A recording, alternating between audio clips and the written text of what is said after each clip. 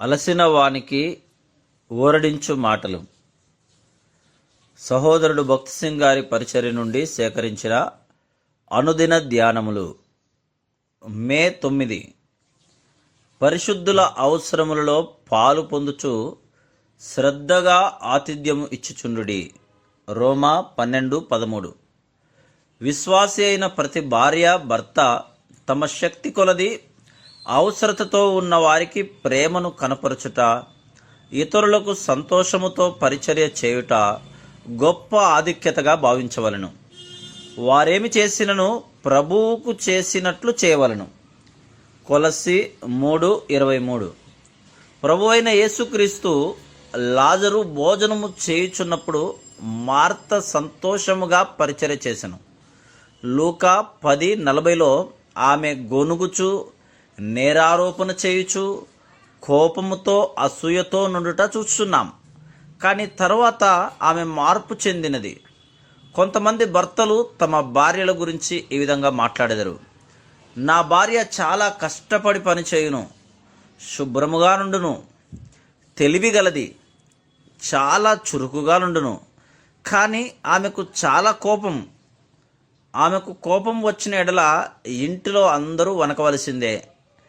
సంతోషకరమైన వివాహ జీవితమునకు భార్యాభర్తలు ఇద్దరూ ఇతరులను సంతోషముతో, చిరునవ్వుతో, ఇష్టపూర్వకముగా సేవించవలను.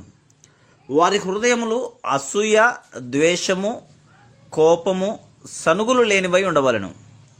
ఒక క్రైస్తవ గృహం పేదలకు, అవసరతతోనున్న వారికి, రోగులకు సహాయము చేయు గృహముగా ఉండవలను.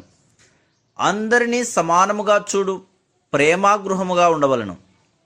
మరియ వలె వారు కూడా ప్రభువు యొక్క కృపను బట్టి, దయను బట్టి ఆయన యెడల కృతజ్ఞత గలవారుగా ఉండవలను. అప్పుడు మరియ మిక్కిలి విలువగల అచ్చ జటామాంసి అత్తరు 1 సేరున్నర ఎత్తు తీసుకొని యేసు పాదములకు పూసి తన తల వెంట్రుకలతో ఆయన పాదములు తుడిచెను. ఇల్లు ఆ అత్తరు వాసనతో నిండెను. యోహాను 12:3. 2 కారణములను బట్టి మరియ యేసు ప్రభు యొక్క పాదములను అత్తరు పూసి అభిషేకించెను. మొదటిగా 4 దినములు సమాధిలోనున్న తన సహోదరుడు మృతులలో నుండి లేపబడుట చేత ఆమె హృదయము కృతజ్ఞతతో నిండినది. రెండవదిగా యేసుక్రీస్తు ప్రభు సామాన్య మానవుడు కాడని, దేవుడై ఉండి మానవాళి రక్షణ కొరకు మానవుడుగా నయ్యనని ఆమె గ్రహించెను. కాబట్టి హృదయపూర్వకమైన సమర్పణతో ఆమె ఆయన పాదములకు అత్తరు పూసెను. సంతోషకరమైన గృహము కావాలనన్న దంపతులు ప్రభు ఎడల భక్తి కలిగి ఆయనను స్తుతించి, గణపరచి ఆరాధించవలను. వారు తమ దినమును ఆరాధన పాటలతో ఆరంభించవలను. అదేవిధంగా దినమును ముగించవలను. ప్రభువు తమ ఎడల చూపిన కృప, దయ, ప్రేమ, నమ్మకత్వమును బట్టి యథార్థమైన భక్తితో ఆయనను ఆరాధించవలను. అప్పుడు వారి విశ్వాసం బలపరచబడును. అంతేగాక ఇంకను అధికముగా ప్రభువును ప్రేమింపగలరు.